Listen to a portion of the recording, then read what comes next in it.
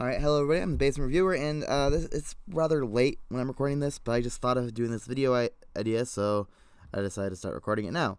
And, this is going to be my new series. Side note, I tried starting this a while ago, but I'm going to start it for real this time, and this is basically going to be things that I can't really do a full review on, but things I just want to talk about unscripted.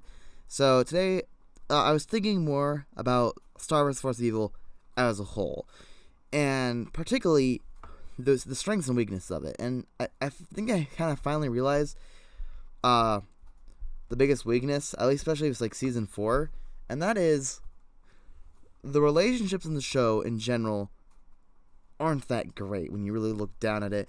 And a lot of them, season 4 towards the end, a lot of them started abandoning some of the plot points just to start or expand a relationship, which isn't necessarily a bad idea if you can handle it well.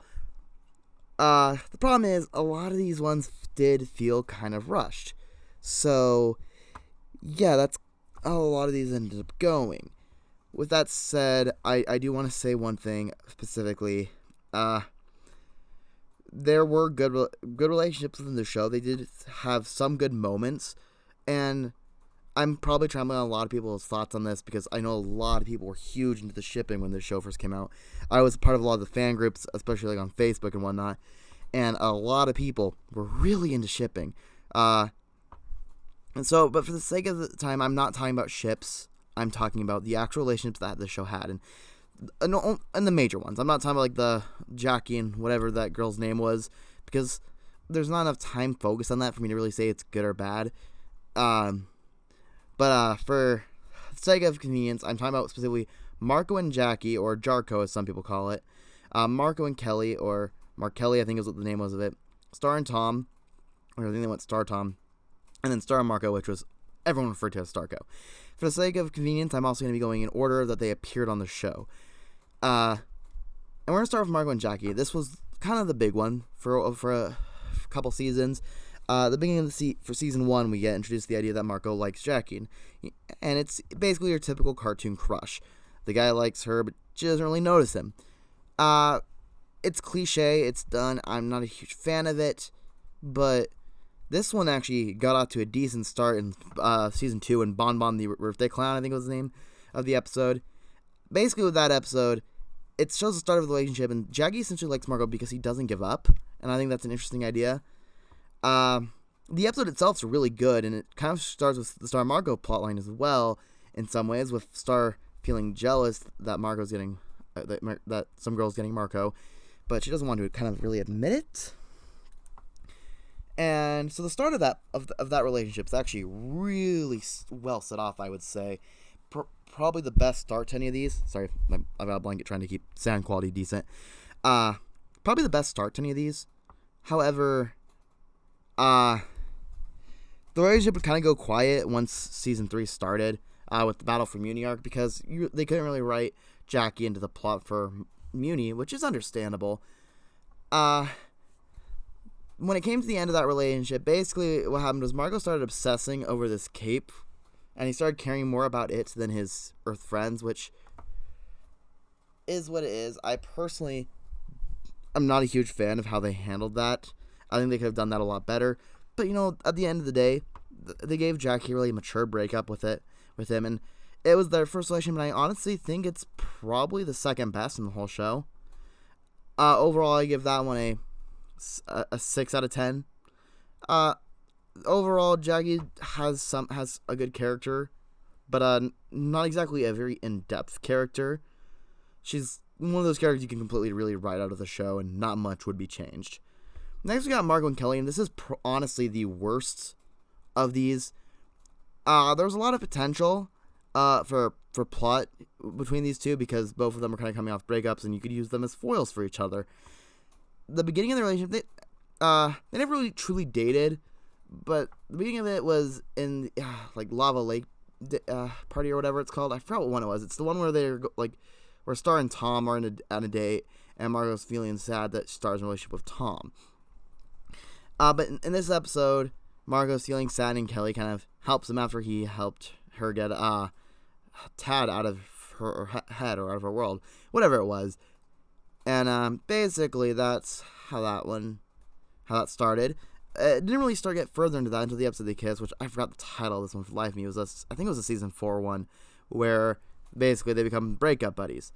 And, it was a cute episode. It was kind of a cute start to the relationship. Then they broke them up off screen. I'm not kidding. I understand they didn't have a whole lot of time in season 4 and whatnot, but if you have to break them up off screen, it really brings up the question of why are they a partnership in general? Why even bring them together? So ultimately, just like Marco and Jackie, could have easily been ran out of the plot and made room for more story. And while they did have cute moments, it's entirely ruined by breaking them off screen.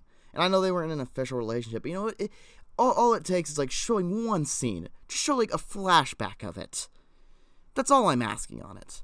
Next up, we got probably one of the better ones. I'd actually probably say this is the best initiated, though probably definitely not my favorite ship when I was into that. It was Star and Tom. Basically, Tom is Star's crazy ex-boyfriend, and I'm gonna be honest with you. Tom has had probably the best arc in the show. He actually becomes a very likable character, even though he starts really, really bad. When he gets with Star, you can tell he's actually trying. He's actually trying to make himself a better person. For example, like there's the episode where he's essentially trying to get the bad souls ripped out of him to get rid of his anger problem, and it's really painful. And Star wants him not to do that because it's painful. That's a really touching episode, and I really recommend you go watch that. I can't remember the life of me what that episode was. That I remember had a really funny ending though of like you get to take one toy, and they're like we're not gonna do this again. Well, you better make that one toy count. I'm getting off track on that, but that was a really funny episode. That one also probably had one of the better endings. Again, it's the one character breaks up for maturity reasons, but I actually more believe it with Tom as he goes on this off-screen enlightening adventure, and I don't mind that one being off-screen because it's not really relevant to our main story. I'd like to see in some extra media though, dear NFC, if you're looking to do that. He decides that he really needs to move on from Star to kind of pursue his future endeavors, and he doesn't want to get Star wrapped up in anything bad, or essentially. That's a nice way of ending it. He also opens up saying that Star is really meant for Marco, and that they knew what they had was more than the Blood Moon curse, which I'll get more into when I talk about Star and Marco. But so Tom and Star, it started decently, ended well. I'd probably give that one a 7 out of 10, or maybe even I'll bump it up to an 8 out of 10. Star and Marco is, however, it is the most disappointing because this one had the most potential. Throughout the beginning of the season, there's a lot of build-up about around these two characters. There's a lot of I don't know how to put this. There's a lot of connection. You want them to get together, and that's pretty good. That's what you want in any relationship. However, they want to delay it. They delay it particularly till season 4, and I think they waited way too long on this because season 4 in general is rushed. I kind of talked about this in my Cleaved review, but season 4 in general was really rushed already, and I don't think throwing in this relationship stuff helped at all. So basically, the relationship starts in season 4 towards the end. I think we should have gotten more of it, or you don't even have to get them together. We really didn't need it to. But with that said, you get the episode where and the first appearance of where this might be a thing is season 1, and the Blood Moon curse episode, Blood Moon Ball episode, basically where Marco is afraid for Star, so he goes to try to save her from the Blood Moon Ball, which is a dance that Tom asked Star to. Star gets mad that he was there, and basically the important thing is their souls kind of got paired by the Blood Moon on that during that episode, and that kind of sets up the Blood Moon curse, which is essentially that they are going to end up together or whatever. I don't understand it really. They kind of explain it later in the episode where they try to sever it, but with that said, we don't really get much more mention of that throughout season 1. Kind of in the season finale but I mean, you could also argue that's more of a friendship connection, and I think that's more what the writers were going for originally.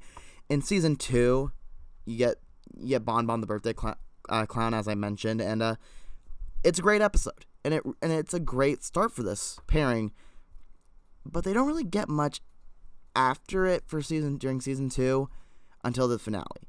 And the finale, Star's sad because she has to leave because Toffee's coming. This is actually really emotional. And I must say this, Star Marco, and it starts really well, but the ending really bungles it up for me. Basically, and the start of it starts really majorly at season 2's end, where Star has to leave, and Marco doesn't really know how to react. But Star leaves, and she's like, all upset, and she goes to Muni. Well, eventually they defeat Toffee, and Marco has to go back and live on Earth, but Star's going to stay on Muni for her safety. Star is very sad about this, of course, and she's, you have the episode where she is obsessing over Marco's hoodie because it's all she has left of him. And, Ponyhead gets it cleaned. You can go watch the episode. The main thing established is that she does still have feelings for him. And then you get to the episode where she starts dating Tom and completely pushes Marco out of her head. Then Marco comes back, and Star is really angry at him for coming back. Because, well, she now is dating Tom, and she doesn't want to have him confusing her feelings or whatever. Marco himself becomes kind of thirsty, if you will, and at this point, obsessing over Star or whatever. It's not the best execution at this point. Like, this is kind of where it starts downfall. But the true problem for me is season 4. The pacing on it is so bad.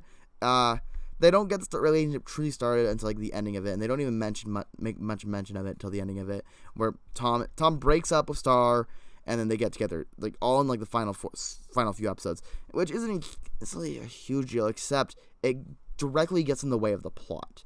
For example, when Star abandons her duties of trying to protect Muni to have a moment with Marco in the finale, and I don't think that's really a good idea. I mean, it's something she's not called out on either. I understand that she needs a break, but at least call her out on it. But, it's okay, because she goes on to do much worse things. She genocides all of magic. But, so yeah, ultimately, a lot of these relationships, I think the problem with them is the pacing. A lot of Starverse's pacing can be kind of weird at times. In season 3, like, particularly, like, the story is the only time where I think the pacing was really well executed, at least for the plot.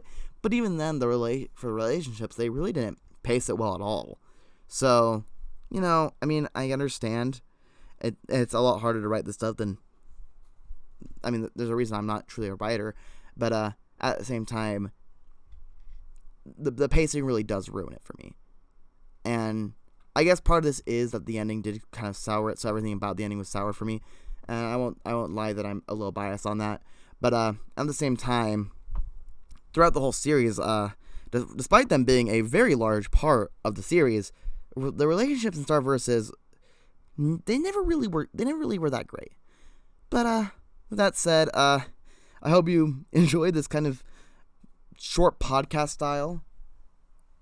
I will maybe do some of these again. These are mostly going to be on things that I've already reviewed that I just want to talk a little bit extra about. And again, this is something I kind of thought of. So, I hope you guys enjoyed this. I'll see you in the next video. Until then, have a good day.